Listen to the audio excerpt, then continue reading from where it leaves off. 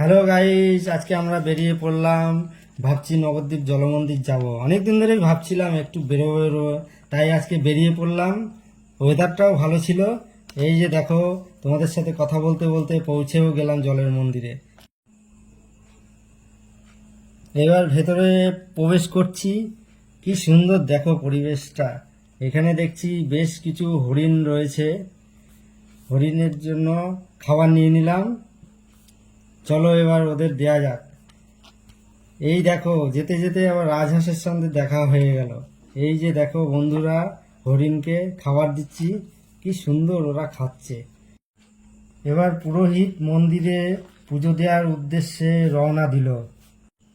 এবার আমি যাই, মাছের জন্য একটু খাবার নিয়ে আসি। এখানে জলে প্রচুর মাছ ও হাঁস রয়েছে। এবার মাছদের খাওয়াচ্ছি। কি সুন্দর ওরা খাচ্ছে। হাঁসটাও চলে এসে খাচ্ছে। অপূর্ব। এবার দেখছি আকাশে বেশ ভালোই মেঘ করেছে। এবার বাড়ি ফিরতে হবে, কিন্তু যেতে ইচ্ছেই করছে না। পরিবেশটা এত সুন্দর, অপূর্ব লাগছে। দেখো তোমরা।